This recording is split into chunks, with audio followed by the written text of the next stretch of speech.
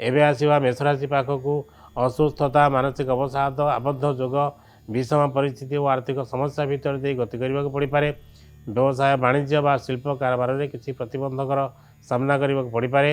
ଦୂରଯାତ୍ରା ନ କରିବା ଭଲ। ପେଟର ସ୍ୱାସ୍ଥ୍ୟ ପ୍ରତି ସାବଧାନ ରୁହନ୍ତୁ। ଦିବା 4ଟା 40 ଗତେ କାର୍ଯ୍ୟସିଦ୍ଧି ହେବ ଓ ମନର ଆଶା ପୂରଣ ହେବ। କାର୍ଯ୍ୟକ୍ଷେତ୍ରରେ ନିଜ ଦକ୍ଷତା ପ୍ରତିପାଦନ କରିପାରିବେ। ଶିଳ୍ପ ଉଦ୍ୟୋଗ ଓ ବ୍ୟବସାୟରେ ସଫଳତା ମିଳିବ।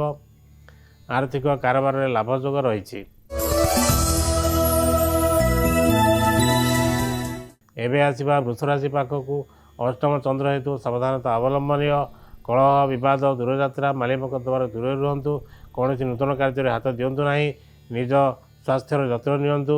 ଜରୁରୀ କାମ ନଥିଲେ ବାହାରକୁ ନ ଯିବା ଏବଂ ଯଥାସମ୍ଭବ ମୌନବ୍ରତ ଅବଲମ୍ବନ କରିବା ଭଲ। ଅପରାହ୍ନ ଗତେ ଅସୁସ୍ଥତା, ମାନସିକ ଅବସାଦ, ଆବଦ୍ଧ ଯୋଗ, ବିଷମ ପରିସ୍ଥିତି ଆଦି ଦେଖାଦେଇପାରେ। ବ୍ୟବସାୟ, ବାଣିଜ୍ୟ ବା ଶିଳ୍ପ କାରବାରରେ କିଛି ପ୍ରତିବନ୍ଧକର ସାମ୍ନା କରିପାରନ୍ତି। ଦୂରଯାତ୍ରା ନ କରିବା ଭଲ। ପେଟର ସ୍ୱାସ୍ଥ୍ୟ ପ୍ରତି ଯତ୍ନ ନିଅନ୍ତୁ। ଏବେ ଆସିବା ମିଥୁନ ରାଶି ପାଖକୁ ସୁଖ ସମ୍ପଦ ଲାଭ ହେବ। ପରିବାରରେ ବା ବନ୍ଧୁ ମେଳରେ ସୁଖାଦେୟ ଭୋଜନର ସମ୍ଭାବନା ରହିଛି। ଯାନବାହନରେ ସୁଖ ପାଇବେ। ନୂତନ ପୋଷାକ କ୍ରୟ କରିପାରନ୍ତି। ବନ୍ଧୁ ମିଳନ, ଅତିଥି ସେବା, ବ୍ୟବସାୟିକ ଉନ୍ନତି ଆଦି ଯୋଗ ଅଛି। ନିଜର କୃତିତ୍ୱ ପାଇଁ ସମ୍ମାନିତ ହେବେ। ଅପରାହ୍ନ ଗତେ ଅଷ୍ଟମ ଚନ୍ଦ୍ର ହେତୁ ସାବଧାନତା ଅବଲମ୍ବନ କରନ୍ତୁ। କଳହ, ବିବାଦ, ଦୂରଯାତ୍ରା, ମାଲି ମକଦ୍ଦମାରୁ ଦୂରରେ ରୁହନ୍ତୁ। କୌଣସି ନୂତନ କାର୍ଯ୍ୟରେ ହାତ ଦିଅନ୍ତୁ ନାହିଁ। ନିଜ ସ୍ୱାସ୍ଥ୍ୟର ଯତ୍ନ ନିଅନ୍ତୁ। ଜରୁରୀ କାମ ନଥିଲେ ବାହାରକୁ ନ ଯିବା ଓ ମୌନବ୍ରତ ଅବଲମ୍ବନ କରିବା ଭଲ। ଏବେ ଆସିବା କର୍କଟ ରାଶି ପାଖକୁ ଆର୍ଥିକ କାରବାରରେ ଲାଭ ମିଳିବ। ରୋଗ ମୁକ୍ତି, ଋଣ ସୂତ୍ରରେ ବା ବକେୟା ଅର୍ଥପ୍ରାପ୍ତି ଆଦି ଘଟିପାରେ। ବ୍ୟବସାୟ, ବାଣିଜ୍ୟରେ ଉନ୍ନତି ଘଟିବ। ଚାକିରି କ୍ଷେତ୍ରରେ ଉପଯୁକ୍ତ ମର୍ଯ୍ୟାଦା ମିଳିବ। ପରିଶ୍ରମର ମନୋବାଞ୍ଛିତ ଫଳ ମିଳିବ। ଅପରାହ୍ନ ଗତେ ସୁଖ ସମ୍ପଦ ଲାଭ ହେବ। ପରିବାରରେ ବା ବନ୍ଧୁ ମେଳରେ ସୁଖାଦ୍ୟ ଭୋଜନର ସମ୍ଭାବନା ଅଛି। ଯାନବାହନରେ ସୁଖ ପାଇବେ। ନୂତନ ପୋଷାକ କ୍ରୟ କରିପାରନ୍ତି। ବନ୍ଧୁ ମିଳନ, ଅତିଥି ସେବା, ବ୍ୟବସାୟିକ ଉନ୍ନତି ଆଦି ଯୋଗ ଅଛି। ନିଜର କୃତିତ୍ୱ ପାଇଁ ସମ୍ମାନିତ ହେବେ। ଏବେ ଆସିବା ସିଂହରାଶି ପାଖକୁ ଦୁଃଖ ଯାତନା ସହ ମାନସିକ ଉଦ୍ବେଗ ଦେଖାଦେଇପାରେ। ଯାତ୍ରାରେ ଓ କାର୍ଯ୍ୟରେ ବିଘ୍ନ ଉପୁଜିବ। ନୂତନ କାର୍ଯ୍ୟରେ ହାତ ନ ଦେଇ ପୁରାତନ କାର୍ଯ୍ୟକୁ ନିଷ୍ଠାର ସହ କରନ୍ତୁ।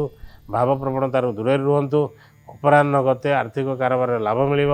ରୋଗ ମୁକ୍ତି, ଋଣ ସୂତ୍ରରେ ବା ବକେୟା ଅର୍ଥପ୍ରାପ୍ତି ଆଦି ଘଟିପାରେ। ବ୍ୟବସାୟ, ବାଣିଜ୍ୟରେ ଉନ୍ନତି ହେବ।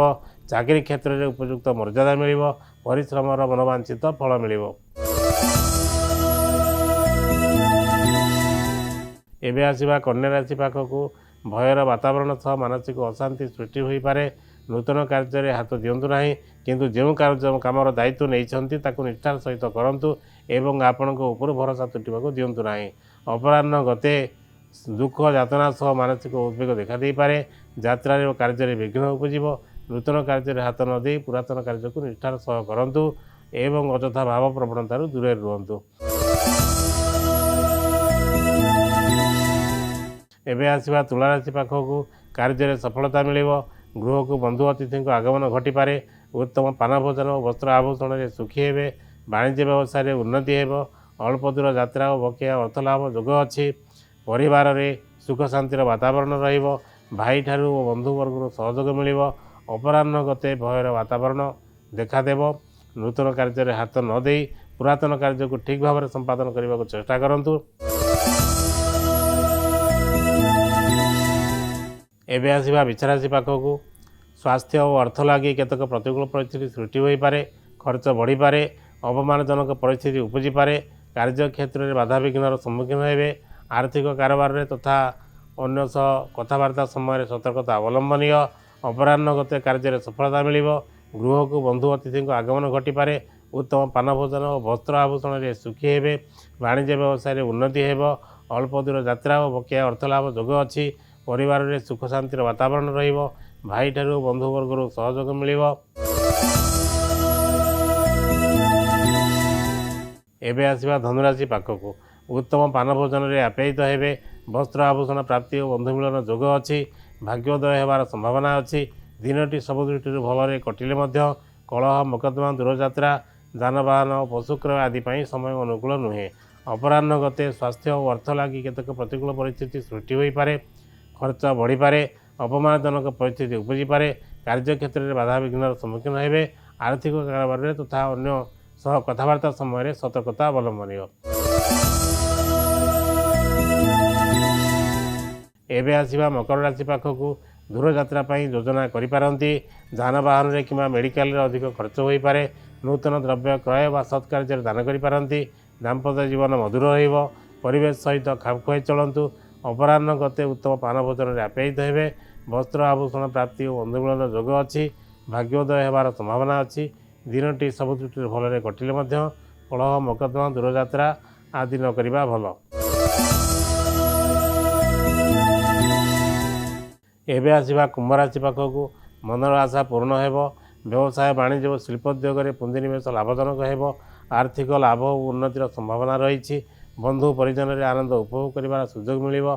ଭାଇ ଓ ବନ୍ଧୁ ମହଲରୁ ସହଯୋଗ ପାଇବେ। ଅପରାହ୍ନ ଗତେ ଦୂରଯାତ୍ରା ପାଇଁ ଯୋଜନା ପ୍ରସ୍ତୁତ କରିପାରନ୍ତି।